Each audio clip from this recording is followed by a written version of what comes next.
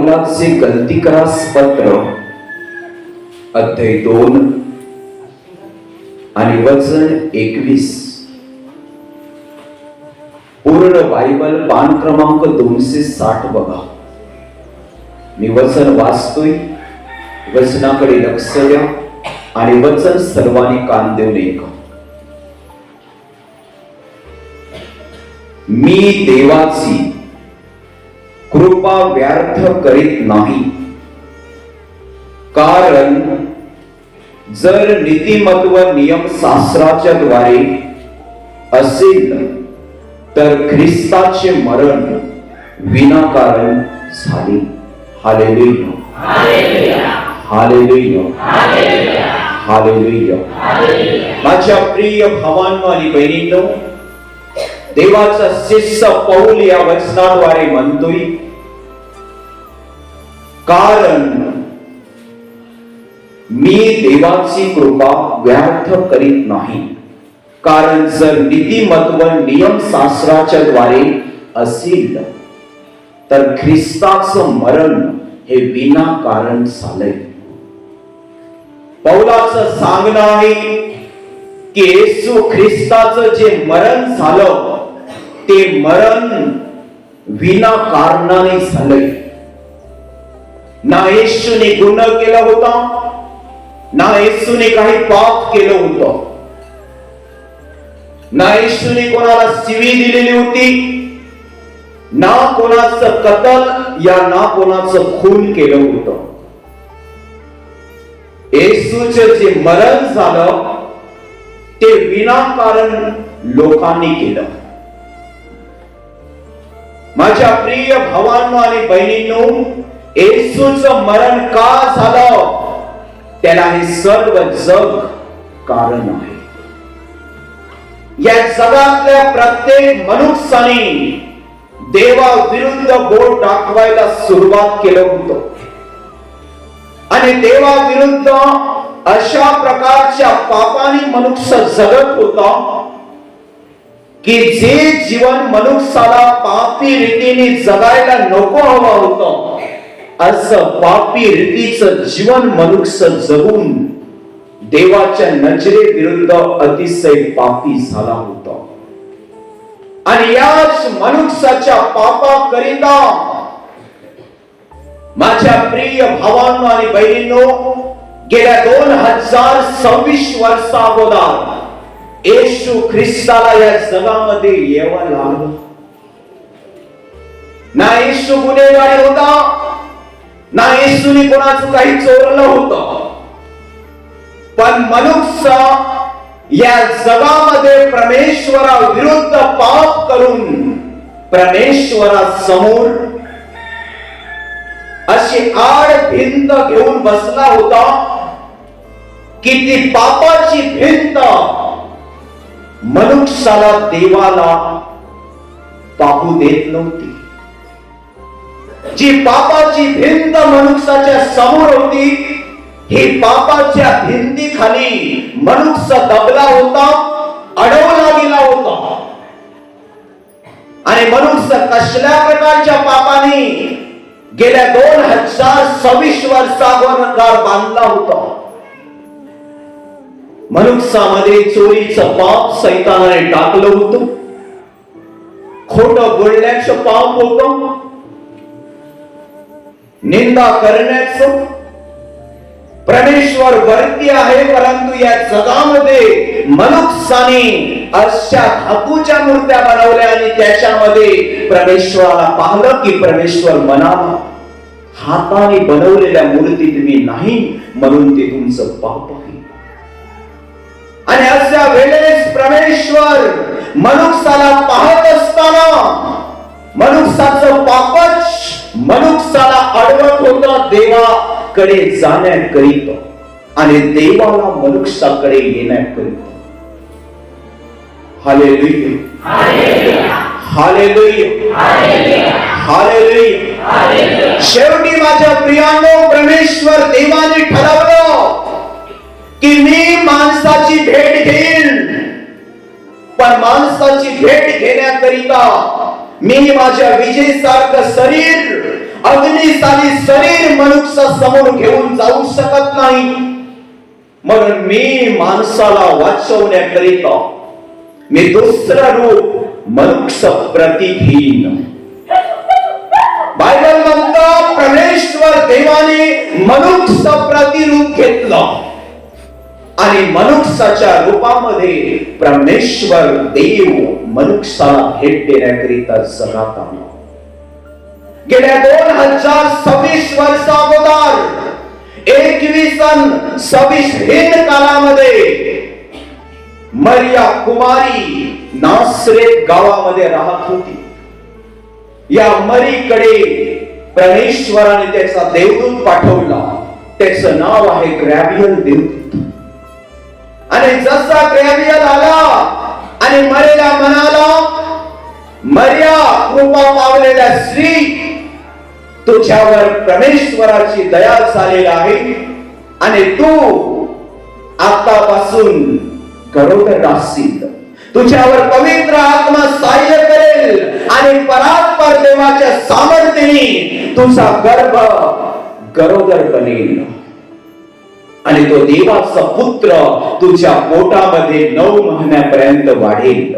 9व्या महिन्यामध्ये संदेशाने सांगितल्या प्रकारे त्याचा जन्म बेथलेम गावामध्ये गाईच्या गोठ्यामध्ये होईल. आणि गाईच्या गोठ्यामध्ये जन्म झाल्यावर हा येशू नासोरी तुझ्या बरोबर लहानाचा मोठा होईल आणि 30व्या वर्षापर्यंत तुझ्या बरोबर राहील. आणि 30व्या वर्षाचा कंप्लीट झाल्यावर परमेश्वर पिता त्याला आपलं काम देईल आणि त्या परमेश्वराचं कार्य तो येशू ख्रिस्त सिद्धीस नेईल. हालेलुया, हालेलुया, हालेलुया. ज्या प्रकारे येशू ख्रिस्ताविषयी योजना झाली, त्याच प्रकारे मरिया ही कुमारी स्त्री पवित्र आत्म्याच्या सामर्थ्याने गरोदर झाली आणि पवित्र आत्म्याच्या सामर्थ्याने गरोदर होऊन 9 महिना येशू नासोरी या बाईच्या पोटामध्ये राहिला आणि 9 महिना या बाईने सांभाळलं. 9व्या महिन्यामध्ये बेथलेम गावामध्ये गाईच्या गोठ्यामध्ये येशू ख्रिस्ताला या मरियाने जन्म दिला. येशू ख्रिस्त लहानाचा मोठा या मरिया आणि योसेफाच्या बरोबर वाढला. 30व्या वर्षाचा कंप्लीट झाल्यावर परमेश्वर देवाने त्याचं कार्य, स्वर्ग राज्यातलं कार्य त्याच्या हाती दिलं. आणि जसं येशू ख्रिस्ताच्या हाती परमेश्वराचं कार्य आलं, त्याच क्षणी येशू ख्रिस्ताने परमेश्वर देवाच्या सामर्थ्याने जगभरामध्ये कार्य करायला सुरुवात केलं. आणि येशू ख्रिस्ताने परमेश्वर देवाच्या सामर्थ्याने मेलेल्या लोकांना जिवंत केलं, कुष्ठरोग्यांना शुद्ध केलं, बहिऱ्यांना ऐकण्याची शक्ती दिली, मुक्यांना बोलण्याची शक्ती दिली. अद्भुत चमत्कार त्या नासोरी येशूने परमेश्वर देवाच्या सामर्थ्याने केले. पण ते सामर्थ्य मनुष्याने पाहिल्यावर मनुष्य म्हणाले, या जगातले मनुष्य म्हणाले, हा येशू मरियाचा मुलगा ना, योसेफाचा मुलगा ना, मग ह्याच्याकडे हे सामर्थ्य कसं काय? कारण हे सगळं जग त्याला मनुष्य रीतीने ओळखत होतं आणि येशू हा माणसाच्या रूपामध्ये परमेश्वराचं कार्य करत असल्यामुळे प्रत्येक मनुष्य त्याचे चमत्कार पाहून येशूला मनुष्यच मानत होते. पण सैतानाला ठाऊक होतं हा मनुष्य नाहीये, हा मानव बनून देवाचा पुत्र बनून या जगात आलेला आहे. हालेलुया, हालेलुया, हालेलुया, हालेलुया. शेवटी एक दिवस मनुष्याच्या अपराधाकरिता मनुष्य पापाखाली दबला जात असताना, पापाखाली मेला जात असताना मनुष्य सरळ स्वर्ग राज्यामध्ये आत्म्याने न जाता सिद्धा लुसिफर सैतानाकरिता जो नरक बनवलेला आहे, त्या नरकामध्ये मनुष्य आपल्या अपराधामुळे जाऊन पडत होता. आणि अशामुळे माझ्या प्रियांनो, येशू बघत होता हे जीवन मनुष्याचं. आणि एक दिवस येशू ख्रिस्त सैतानाला म्हणाला की तू माझ्या मनुष्याला मारून नरक दिसामध्ये नेऊन टाकतोस, पण मी असं होऊ देणार नाही. सैतान म्हणाला या माणसाला सोडवण्याकरिता तुझं रक्त, तुझं बलिदान मला द्यावं लागणार. येशू ख्रिस्त सैतानाला म्हणाला या मनुष्यासाठी मी मनुष्यप्रती रूप घेऊन या जगात आलेला आहे, तर या मनुष्यासाठी स्वतःचं बलिदान देणं हे देखील मला योग्य आहे. मनुष्याप्रती, मनुष्याच्या करिता मी माणसाचं रूप धारण करून या जगामध्ये आलेला आहे, तर मनुष्यासाठी स्वतःचं जीवन सैतान तुला अर्पण करण्याकरिताही मी तयार आहे. सैतान म्हणाला तर मग तुझं शरीर मला हवं आहे, तर मी तुझ्या विषयी आखलेल्या योजनेप्रमाणे व्हावं. आणि योजना काय होती? योजना कशी आखली होती? येशू ख्रिस्ताला सैतानाने अशा प्रकारे योजना आखली होती की त्याच्या शिष्याने 30 रुपये चांदीच्या पैशावर येशूला विकावं. हालेलुया, हालेलुया, हालेलुया. येशू ख्रिस्ताला 30 रुपये चांदीच्या पैशावर अधिकाऱ्याने परराष्ट्रीय लोकांकडे विकून टाकावं, ही योजना सैतानाची होती. आणि या योजनेविषयी जुन्या करारामध्ये, नवीन करारामध्ये भविष्यवाणी केली होती की जो मनुष्याच्या अपराधाकरिता येईल त्याला 30 रुपये चांदीच्या पैशावर पकडून दिलं जाईल. आणि काय झालं? येशूच्या 12व्या शिष्यामध्ये, यहुदा इस्करियोतमध्ये सैतान जेव्हा शिरला, तेव्हा या सैतानाने यहुदा इस्करियोत या शिष्याला माझ्या प्रियानो राजा आणि नेत्यांकडे नेलं, अधिकारी आणि फरीसी आणि हन्ना आणि कैफाकडे नेलं. आणि त्या अधिकारी लोकांना हा यहुदा इस्करियोत म्हणाला मी त्या येशूला तुमच्या हाती पकडवून देईन, पण तुम्ही मला 30 रुपये चांदीचे पैसे द्या. या यहुदा इस्करियोतने 30 रुपये चांदीचे पैसे त्यांच्याकडून घेतले आणि तो म्हणाला ज्या वेळेस मला मौका मिळेल त्यावेळेस मी तुम्हाला त्या येशूकडे नेईन आणि पकडवून देईन. जेव्हा येशू ख्रिस्ताने शेवटलं भोजन केलं आणि येशू ख्रिस्त शिष्यांना गेतसेदा बागेमध्ये घेऊन गेला, गेतसेमेना बागेमध्ये घेऊन गेला, त्यावेळेस यहुदा इस्करियोत माझ्या प्रियानो रात्रीच्या समयी, रात्रीच्या वेळेस येशू ख्रिस्ताकडे शिपायांना घेऊन आले. आणि या शिपायांनी जसे येशूकडे येणं केलं तसं येशूने सांगितलं. त्यांना विचारलं तुम्ही एवढ्या सकाळी कोणाला शोधत इकडे आलेला आहात? ते म्हणाले नासोरी येशू कुठे मिळेल? येशू म्हणाला मीच तो आहे. अशामुळे त्यांच्यावर सामर्थ्य उतरलं, ते खाली पडले, पण ते समजू शकले नाही की हा जिवंत देव आहे आणि देवाचा पुत्र आहे. Hallelujah, hallelujah. पेत्राने सांगितलेला चिन्ह, सांगितलेले खूण की जसा मी येशूच्या गालावर चुंबन घेईन त्यालाच तुम्ही पकडा आणि त्याला तुम्ही साखर दंड्याने बांधून तुरुंगात टाका. पेत्राने चुंबन घेतली. त्याच वेळेस येशू म्हणाला अरे गड्या, ज्या कामासाठी तू आलेला आहेस ते काम पूर्ण कर, ते काम पूर्ण कर. त्याच क्षणी पेत्राने येशूच्या गालावर चुंबन घेऊन, यहुदाने येशूच्या गालावर चुंबन घेऊन येशूला पकडून दिला. हालेलुया. येशूला पकडलं गेलं सर्व मानव जाती करिता.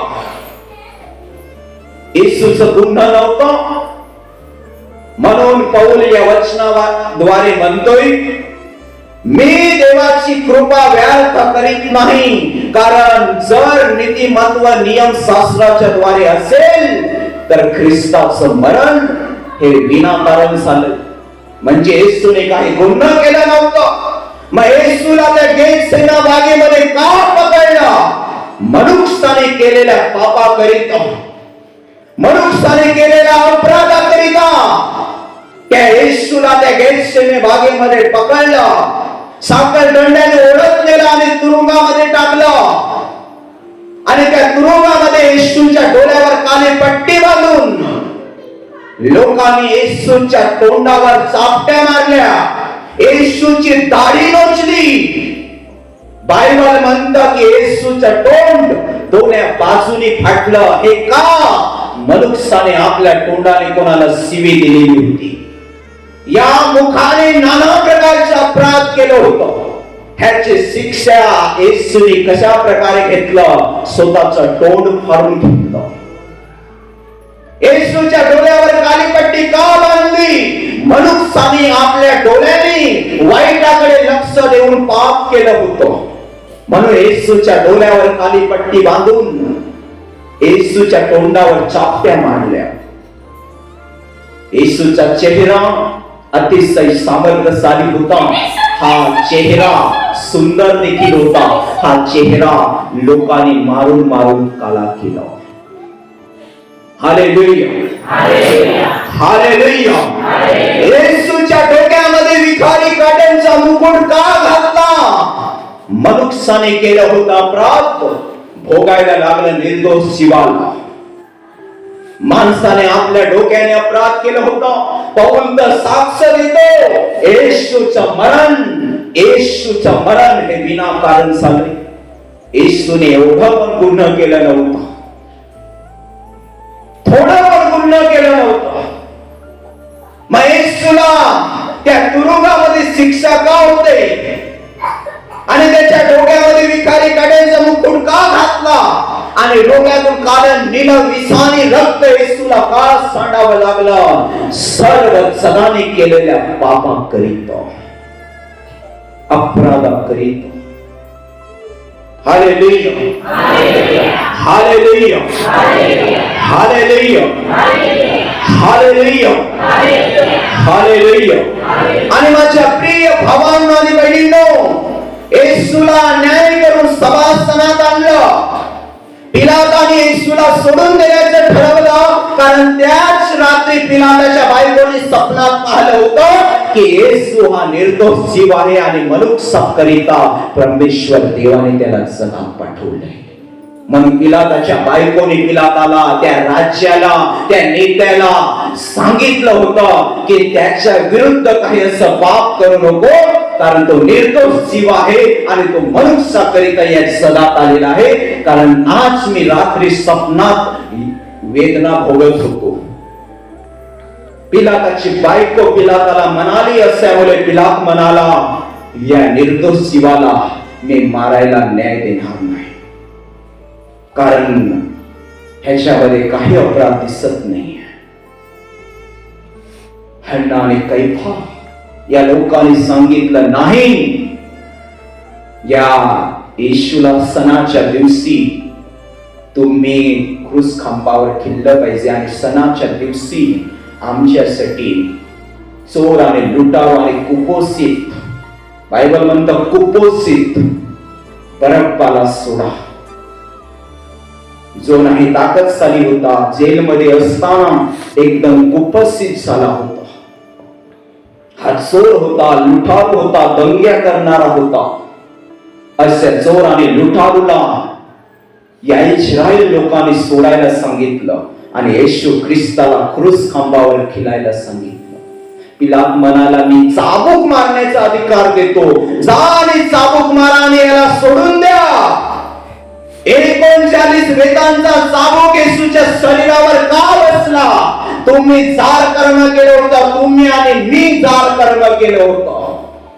आपण विविचाराच्या जीवनात होतो, बलात्काराच्या मार्गात होतो, गर्भपात करणारी लोक होतो, स्वतःची बायको सोडून पर स्त्रीच्या मागे लागणारे लोक होतो, स्वतःचा नवरा सोडून दुसऱ्या पुरुषाच्या मागे लागणारी लोक होतो आपण.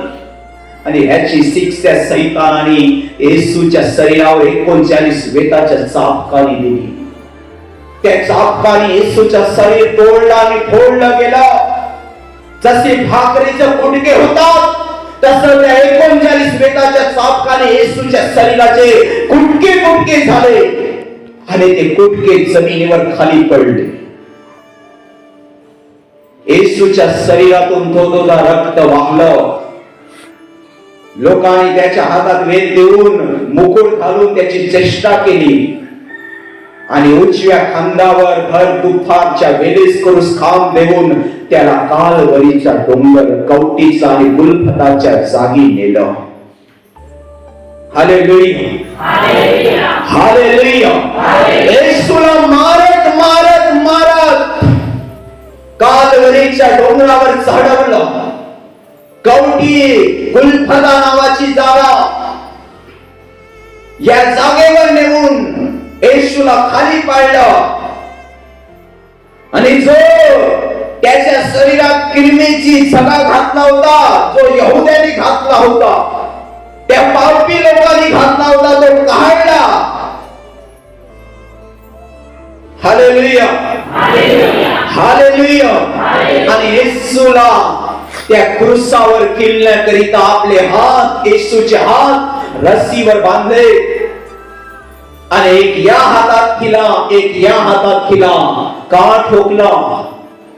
काही कारण नव्हतं, काही गुन्हा नव्हतं त्या निर्दोष देवाचं. पौल पवित्र आत्म्याने साक्ष देतोय, एक पण कारण नव्हतं, नटभर कारण नव्हतं की येशूला क्रूसावर खिल्लं. का खिल्लं? माणसाने केलेल्या गुन्ह्याकरिता. माणसाने आपल्या हाताने चोरी केली होती, या हाताने खून, हे हात वाईटाकडे जोडले होते आणि असल्यामुळे येशूच्या हातात खिले ठोकले आणि 2 पाय जोडून येशूच्या 2 पायामध्ये एक खिला ठोकला आणि क्रूस खांब 2 पापी चोरांच्या मध्ये उभं केला. त्यावेळेस त्या पापी चोरांनी पण येशूची निंदा केली. जर तू देवाचा पुत्र आहेस तर खाली उतर आणि आम्हाला पण वाचव. या चोरांना माहित नव्हतं की आमच्या करिता पण तो येशू खिल्लेला आहे. पण जसा एक चोराला कळला तसा त्याने पश्चाताप केला आणि तो म्हणाला, आपल्याला तर आपल्या पापाकरिता खिल्लय, पण या निर्दोष जीवाने तर काही केलं नव्हतं, म्हणजे याला आपल्या पापाकरिता खिल्लय. आणि तेव्हा तो म्हणाला की जेव्हा तुम्ही राजाधीश बनवून या जगात परत याल तेव्हा जरूर माझी आठवण करा. येशू म्हणाला, हा मी त्यावेळेस तुझी आठवण करेन, पण आजच जेव्हा तू जीव सोडशील तेव्हा माझे सुख लोकात माझ्या बरोबर असतील. हालेलुया. ज्याने प्रायश्चित केला आणि मानलं की माझ्या पापाकरिता हा क्रूसावर खिळलेला आहे, त्याला त्याच दिवशी प्रभूने सुख लोक देऊन टाकला. आणि त्या क्रूसावर भर दुपारी माझ्या प्रियानो येशू ख्रिस्त पित्याकडे प्रार्थना करत होता, माझ्या देवा तू माझा त्याग का केलास? जी शिक्षा मला भोगायला सक्ती नव्हती, ती सक्ती मला देऊन मला का ती भोगण्याची सक्ती दिलीस? Hallelujah, hallelujah. माझ्या प्रियानो, सगळ्या मानव जातीचं दुःख घेऊन येशू ख्रिस्त क्रूसावर लटकला होता. हालेलुया. थोड्याच वेळाने तो म्हणाला, माझ्या बापा, मी माझा आत्मा तुझ्या हाती सोडतो, माझ्या आत्म्याचा स्वीकार कर, असं सांगून येशू ख्रिस्त माझ्या प्रियानो क्रूस खांबावर मरण पावला. आणि त्याचं वर्णन मत्तई करतोय. माझ्या प्रियानो, ज्याच्या जवळ बायबल आहे त्यांनी मत्तई क्रूस वर्तमान अध्याय 27 आणि वचन 57 पासून पुढे आपण बघूया. मग संध्याकाळ झाल्यावर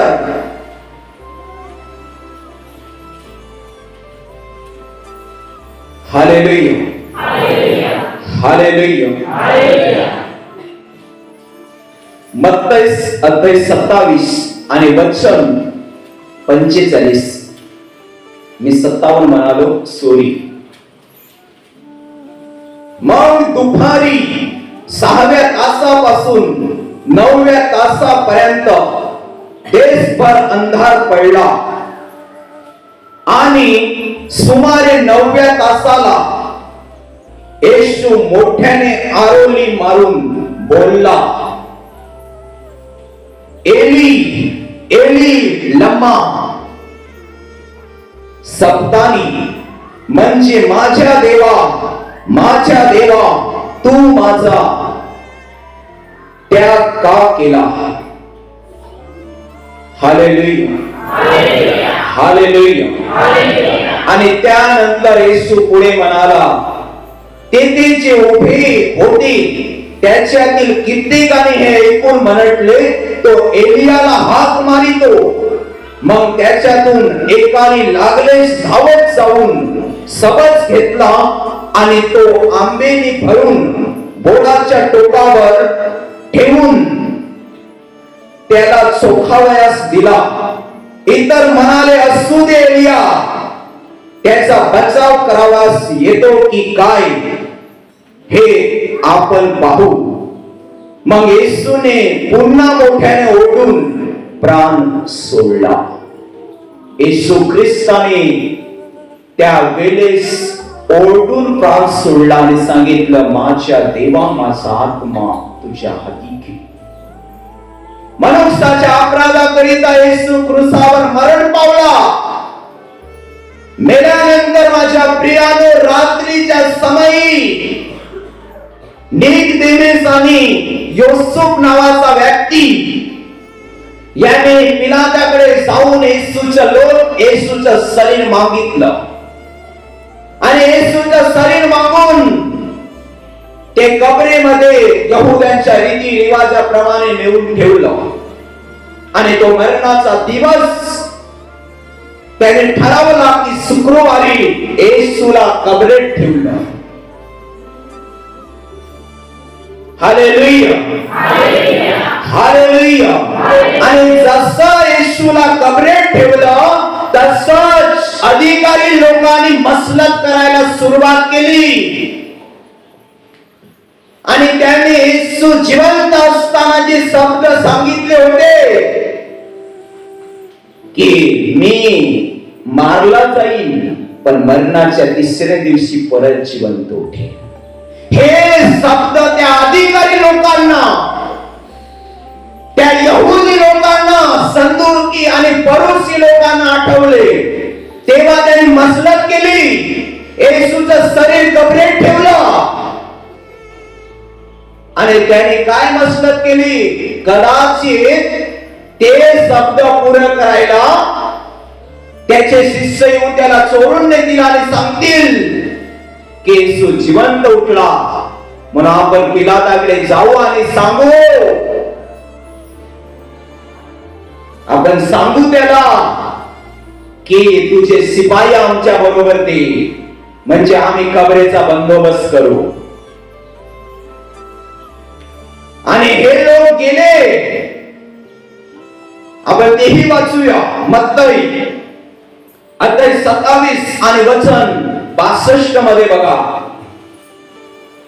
मरणाच्या 2ऱ्या दिवशी म्हणजे शनिवारी त्याने बंदोबस्त करायला सुरुवात केला. 2ऱ्या दिवशी म्हणजे तयारीच्या दिवशी मुख्य याजक व परुसी पिलाताकडे जाऊन म्हणाले, महाराज तो टक्क जिवंत असता 3 दिवसानंतर मी उठेल असे म्हणाला होता, त्याची आम्हास आठवण आहे. म्हणून 3ऱ्या दिवसापर्यंत कबरेचा बंदोबस्त करावयास सांगावे, नाही तर कदाचित त्याचे शिष्य येऊन त्याला सोडून देतील व तो मेलेल्यातून उठला आहे असे लोक सांगतील. पिलात त्यास म्हणाला, तुमच्या जवळ पहारा आहे, जा तुमच्याने होईल तसा बंदोबस्त करा. मग पहारा बरोबर घेऊन ते गेले आणि त्यांनी ढोंडीवर सिक्का मोहर करून कबरेचा बंदोबस्त केला.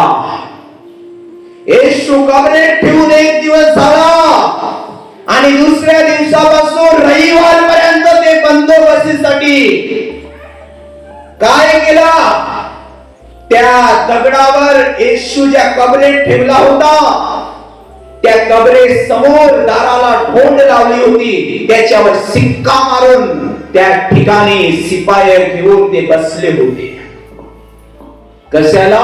3 दिवस कंप्लीट व्हावा आणि नंतर पहारा आपण काढावा, नाहीतर येशूचे शिष्य येऊन येशूला चोरून नेतील आणि अशी अफवा उडवतील की येशू जिवंत उठला आहे. बघा, येशू जो निर्दोष जीव, त्याला मारल्यावर पण ते अजून काय विचार करत आहे. पण येशू कोणी मनुष्य नव्हता माझ्या प्रियांनो. आपण पुढे वाचूया. दरवर्षी तुम्ही केवळ माझ्या मुखातूनच ऐकता, पण या वर्षी मी वाचून दाखवतोय येशू कसा जिवंत उठला. मत्तई सुवर्तमान अध्याय 28 आणि वचन 1 पासून पुढे आपण वाचूया. सब्बातानंतर आठवड्याच्या पहिल्या दिवशी, त्यावेळेस सब्बात हा शनिवार मानला जायचा, पण खरं पाहिलं तर हा चुकीचा सब्बात होता. सब्बातानंतर आठवड्याच्या पहिल्या दिवशी उजाडताच मरियम, मगदलिया मरिया व दुसरी मरिया ह्या कबर पाहावास आल्या. तेव्हा पहा मोठा भूमिकंप झाला, कारण प्रभूचा दूत स्वर्गातून उतरला. त्याने येऊन ढोल एकीकडे लोटली आणि तीवर तो बसला. कोण बसला? देवाचा देवदूत त्या कबरेची ढोल साईडला करून त्या ढोंडीवर बसला. आणि हे कोणा पाहिलं? मगदलिना मरिया आणि दुसरी मरिया. त्याचे रूप विजेसारखे होते, त्या देवदूताचं रूप विजेसारखे होते व त्याचे वस्त्र बर्फासारखे शुभ्र होते.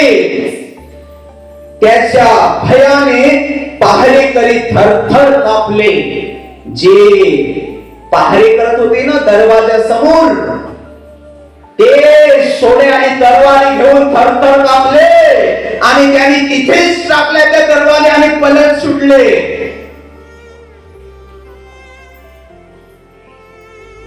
भयाने पहारेकरी थरथर कापले व मृत्यूपायी झाले, काही तर मेले सारखे पडले. समजत? देवदूत तिथे आला तरी ते मरणापर्यंत पोहोचले. कितीतरी तासानंतर त्यांना जीव आला असेल. देवदूताने त्या स्त्रियास म्हटले, तुम्ही भिवू नका.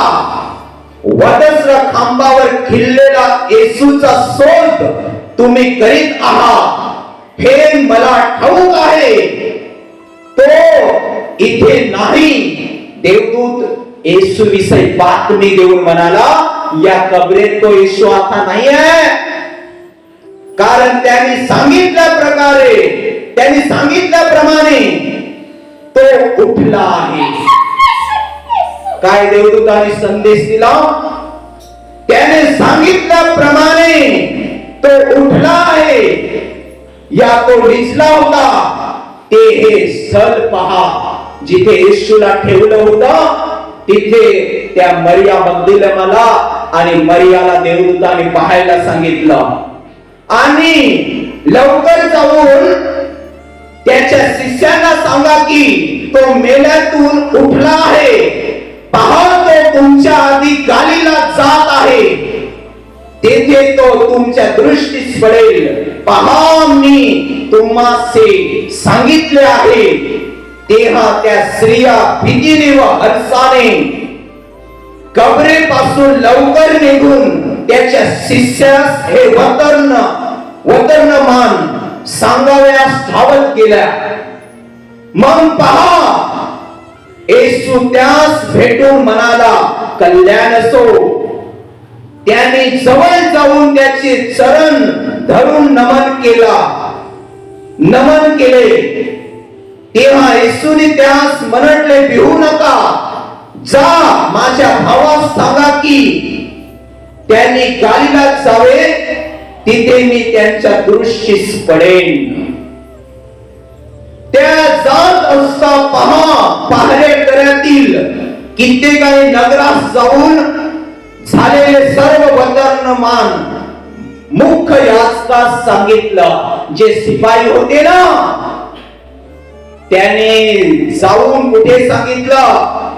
नगरात जाऊन सर्व वर्तमान मुख्य याजकांना सांगितलं. ज्या याजकाने येशूला क्रूसावर खिलून मारलं होतं आणि निकोदेमस आणि योसेफ यांनी मिळून येशूचं शरीर शिष्याबरोबर कबरेत ठेवलं होतं. हे कोणाच्या सांगण्यावरून कबरेत ठेवलं? निकोदेमस आणि योसेफ. पण ज्याने क्रूसावर मारलं होतं ते लोक पहारेकरी ठेवून येशूचं मेलेलं शरीर सांभाळण्याचा निर्णय घेऊन बसले होते. पण ते पहारेकरी ते शिपाई कुठे गेले? त्या मुख्य याजकांकडे गेले, ज्यांनी खिल्लं होतं ना येशूला, ज्यांनी मारलं होतं ना येशूला.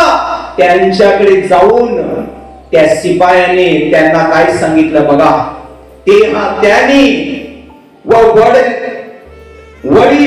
वडिलांनी मिळून मसलत केली आणि शिपायास पुष्कळ पैसे देऊन सांगितले की आम्ही झोपेत असताना त्याच्या शिष्यांनी रात्री येऊन त्याला चोरून नेले असे म्हणा.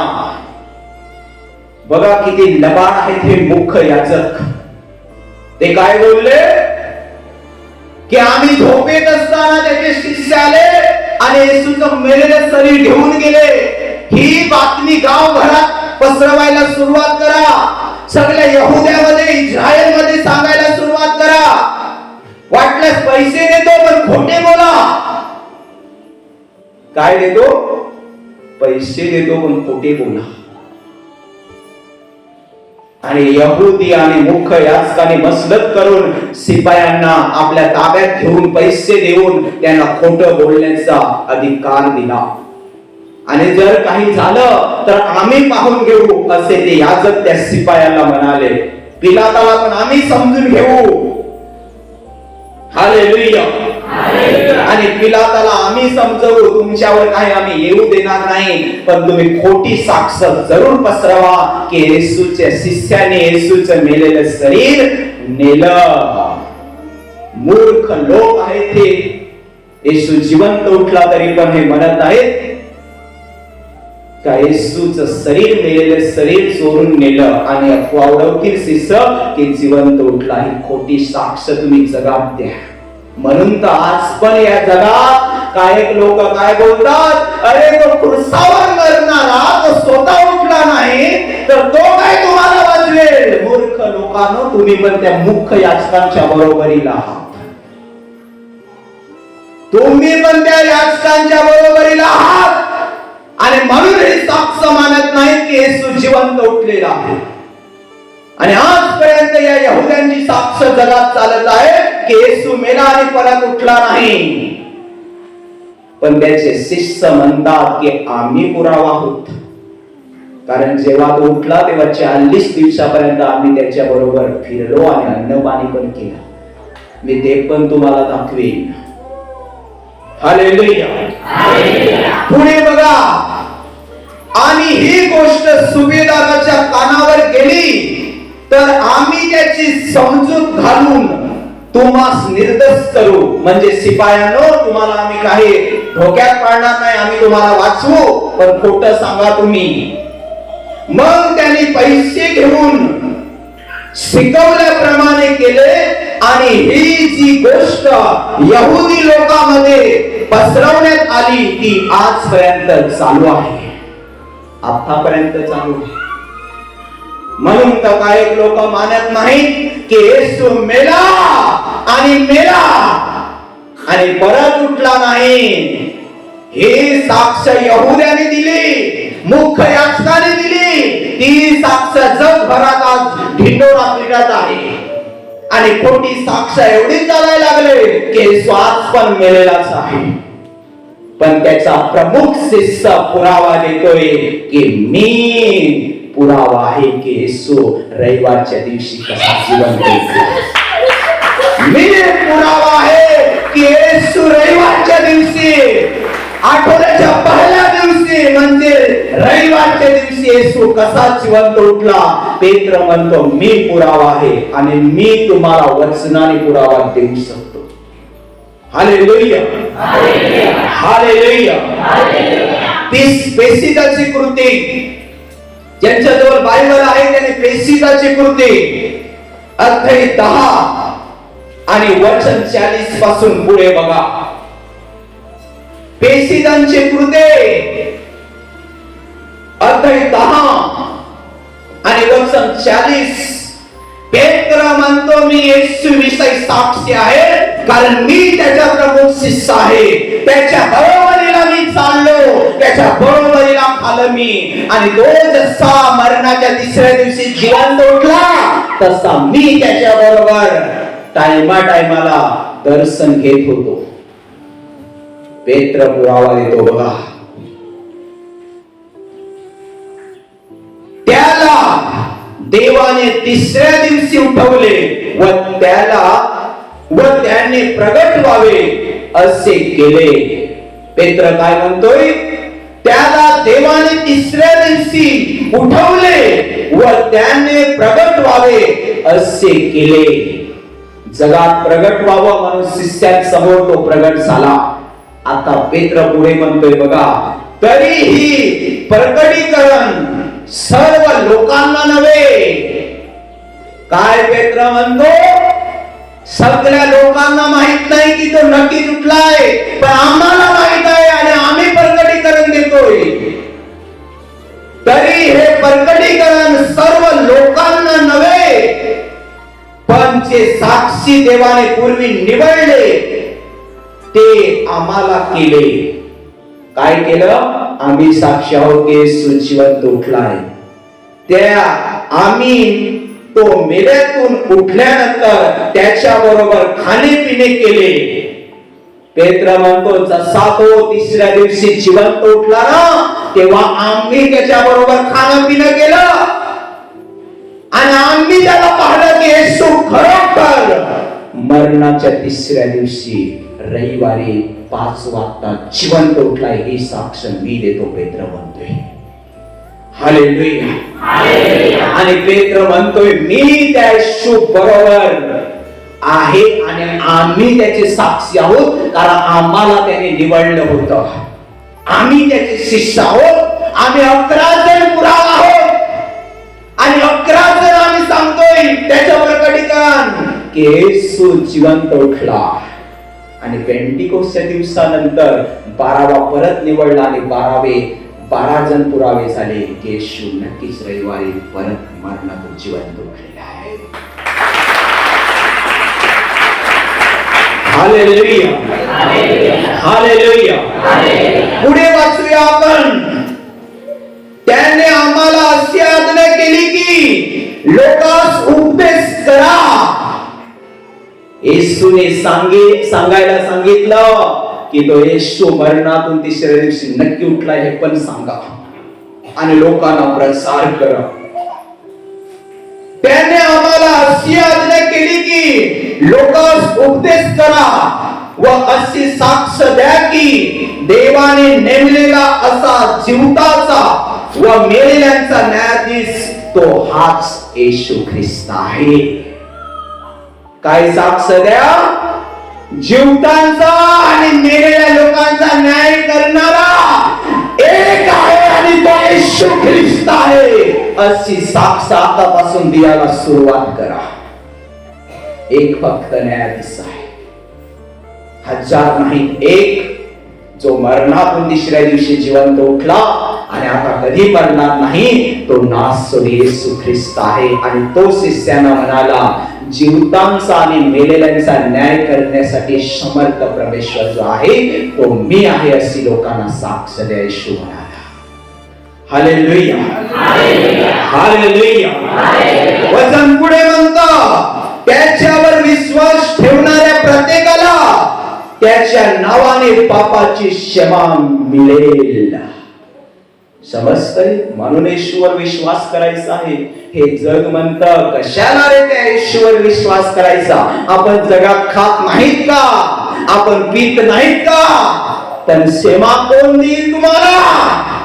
हे जग जे येशूला मानले की येशू मेला आणि मेलेलाच आहे, हे नाही देऊ शकत.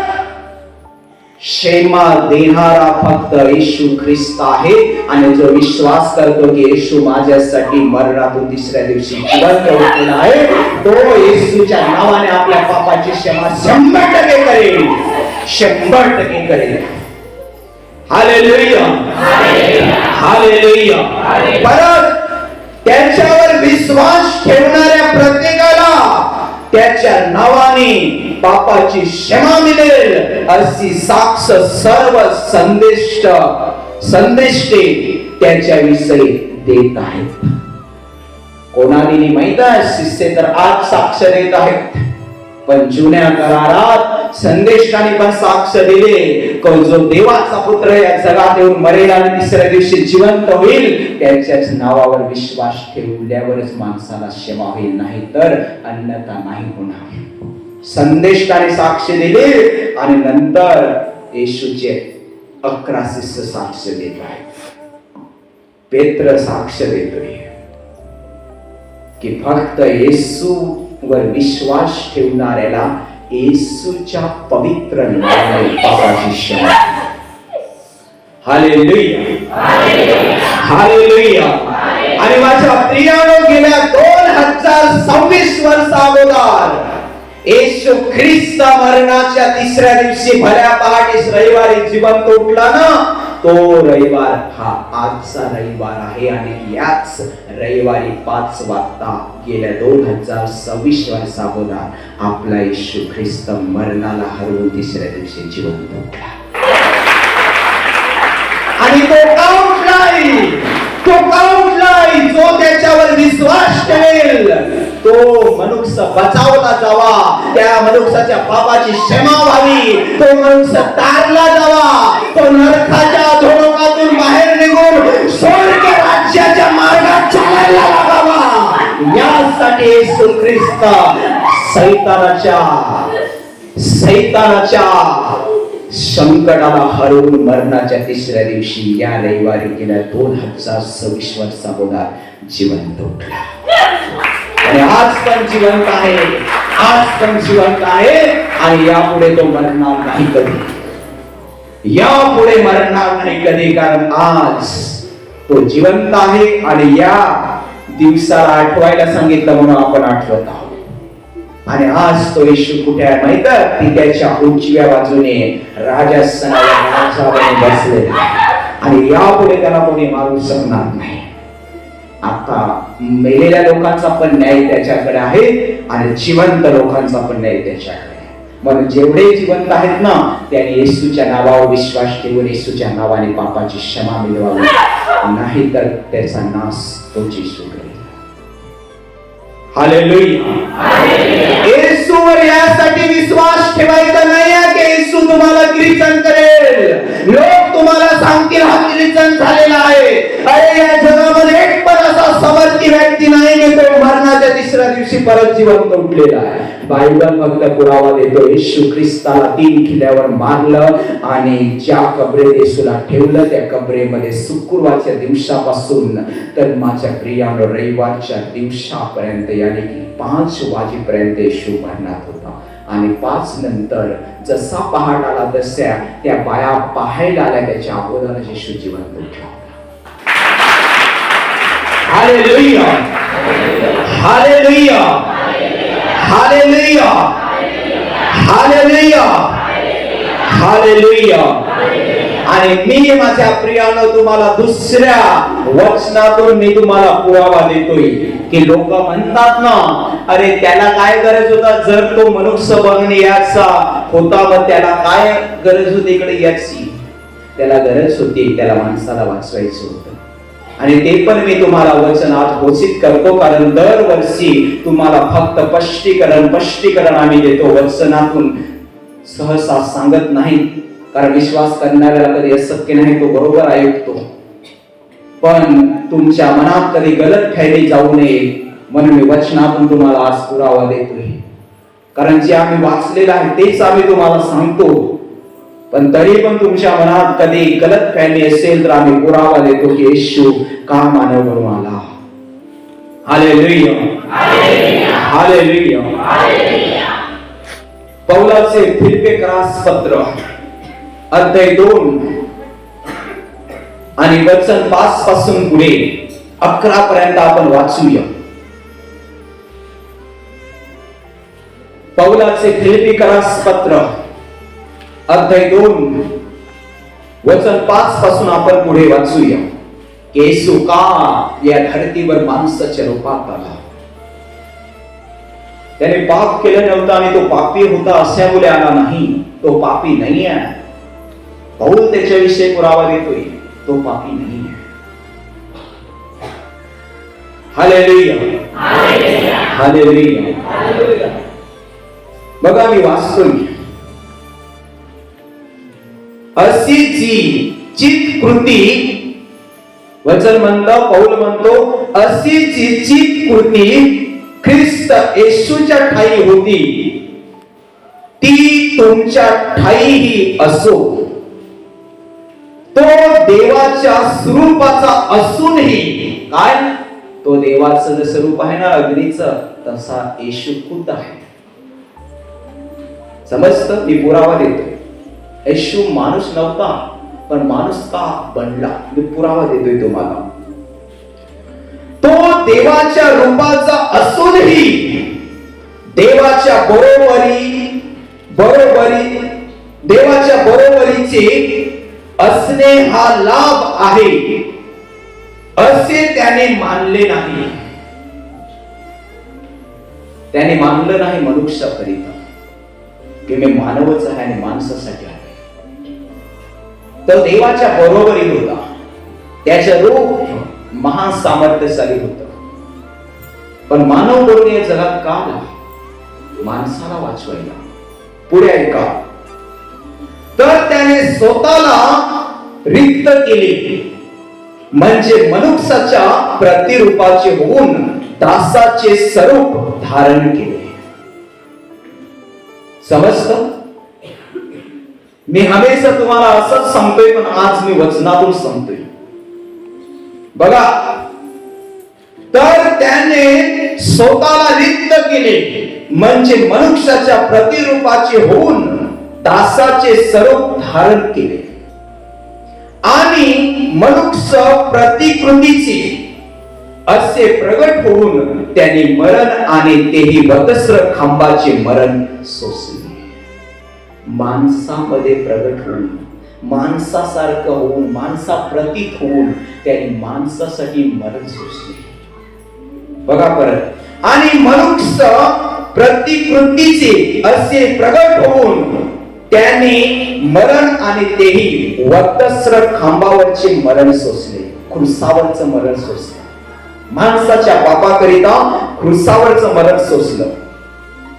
इथपर्यंत आज्ञा पालन करून त्याने स्वतःला लीन केलं, कारण ही देवाची आज्ञा होती की येशू ख्रिस्ताने मानव जातीसाठी मरावं. म्हणून येशूने तिथेपर्यंत आज्ञा पाळली परमेश्वराची. खुर्सावर मरेपर्यंत आपने पाळली. Hallelujah, hallelujah. ह्यामुळे देवाने त्याला अनुच्युत केले आणि सर्व नावापेक्षा जे श्रेष्ठ नाव ते त्याला दिले. कोणाला? येशू नासरीला. येशू खुर्सावर मेला आणि परत जिवंत उठला म्हणून जगात आता सर्वात महान आणि सामर्थ्यशाली एक नाव परमेश्वराच्या नजरेसमोर फक्त एक आहे, ते येशू ख्रिस्त आहे.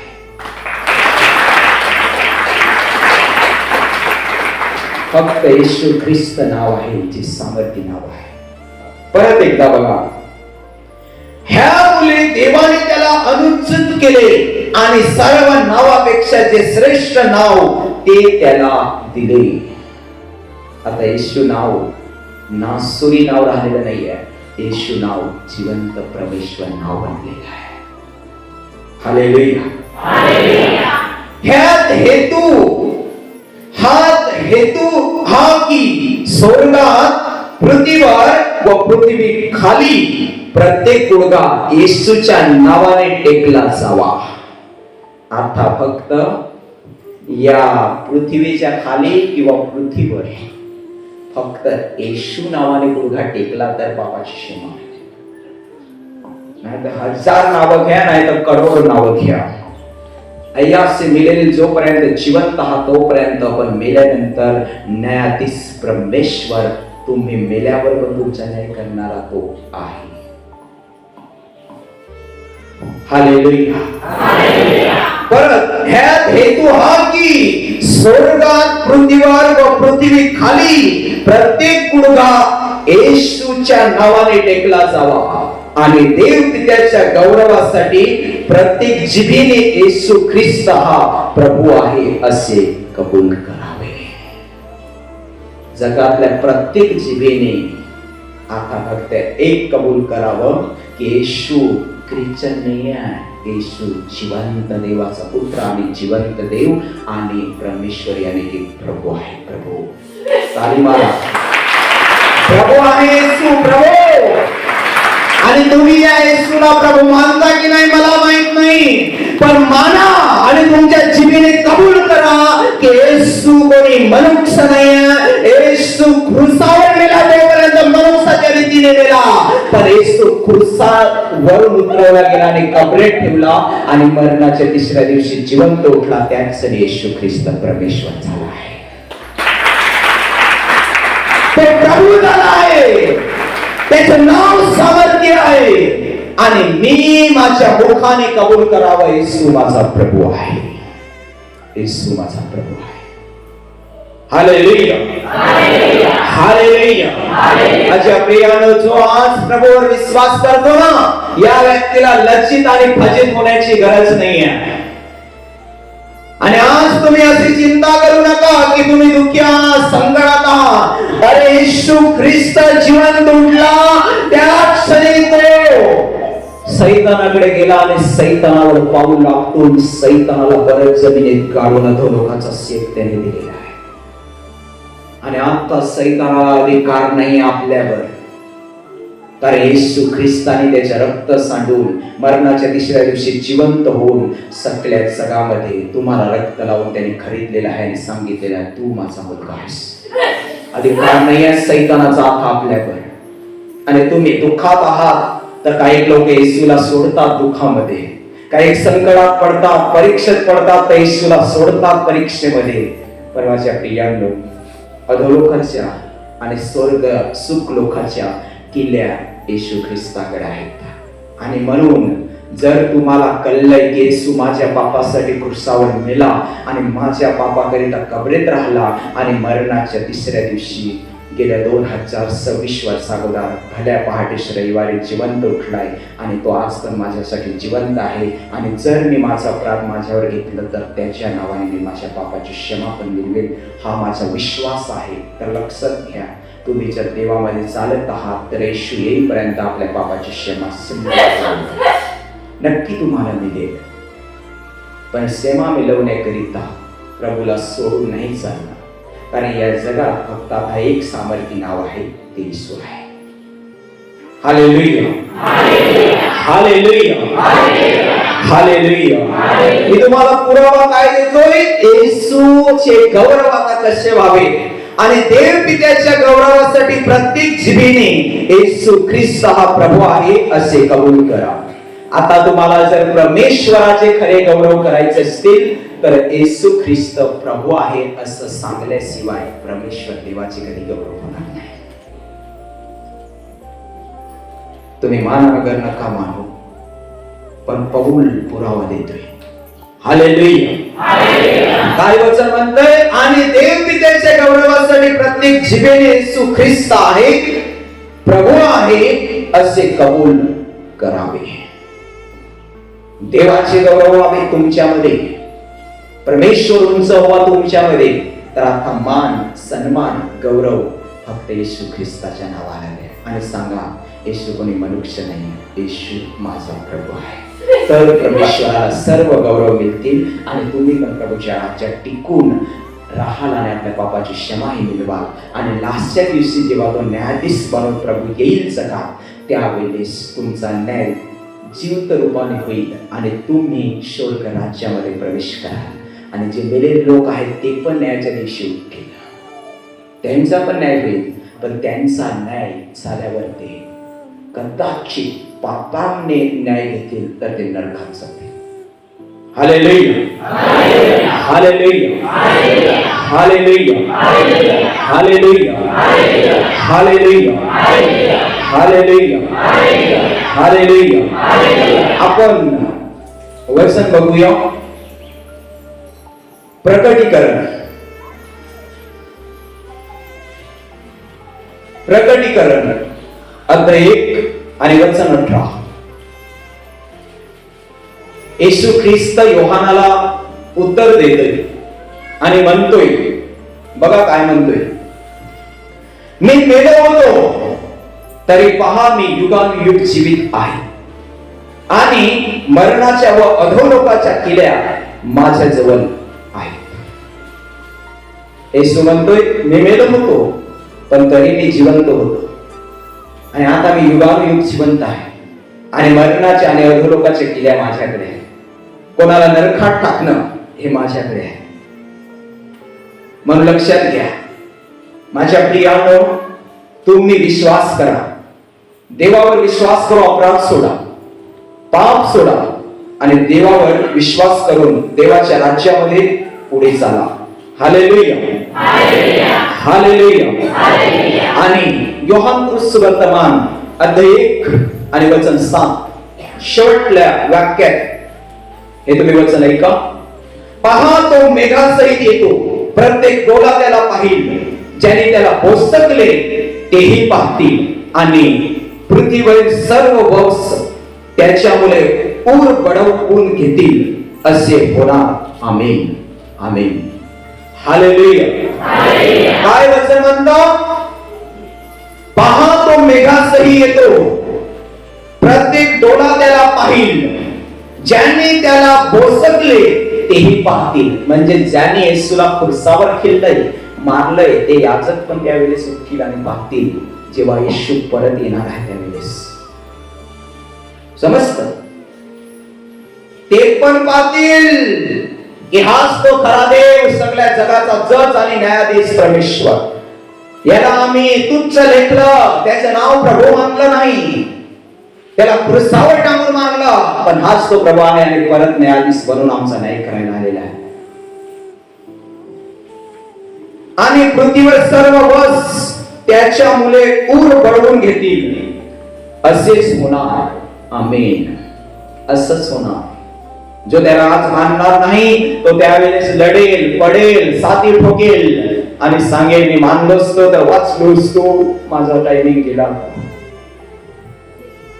म्हणून तुम्ही धन्य लोक आहात की प्रभूच्या चरणापाशी बसलेले आहात.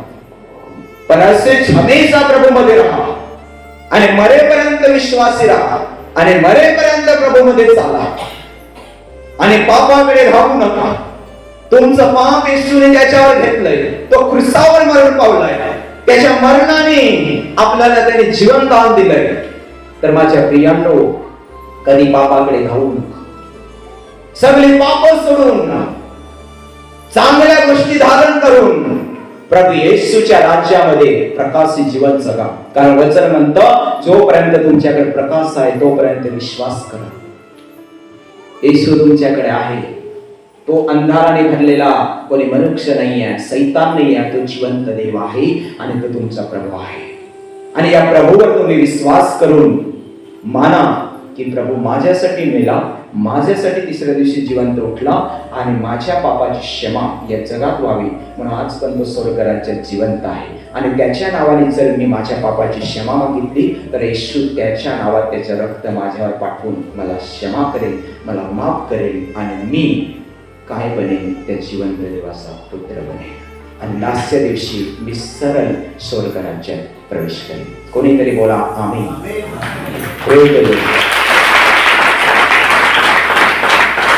हालेलुया, हालेलुया, हालेलुया, हालेलुया, हालेलुया, हालेलुया. या आईची साक्ष आहे. 1 महिन्यापासून तिचा उजवा हात दुखायचा. या त्रासासाठी ही आई या केंद्रामध्ये आली आणि आता जी आजारमुक्तीची प्रार्थना झाली त्या प्रार्थनेत या आईने विश्वासाने भाग घेतला आणि ब्रदर या मंचावर खाली उतरून या आईच्या डोक्यावर हात ठेवला. त्याच वेळी प्रभू येशूचा मान स्पर्श झाला. ही आई म्हणते की त्याच क्षणाला प्रभू येशूचा मान स्पर्श झाला. तिचा उजवा हात पूर्णपणे बरा आहे म्हणून आई प्रभू येशूला धन्यवाद देते. म्हणून आपणही मोठ्याने त्याला प्रभू येशूला धन्यवाद देऊया. Hallelujah, hallelujah. या बहिणीची साक्ष आहे.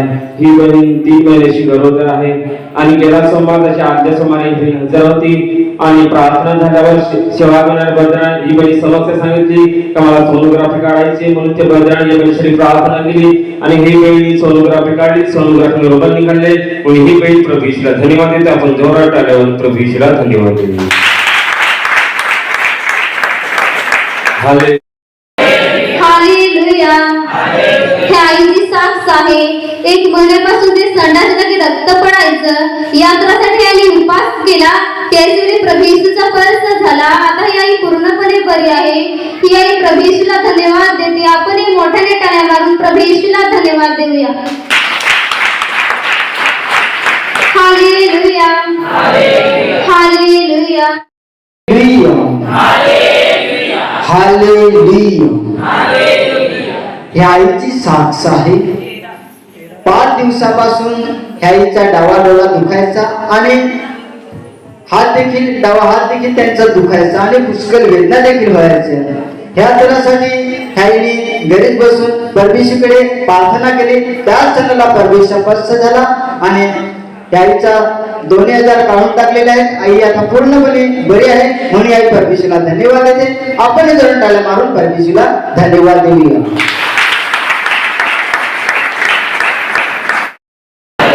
हालेलुया. ह्या आईची साक्ष आहे. 3 महिन्यापासून तिचे पोटामध्ये दुखायचं.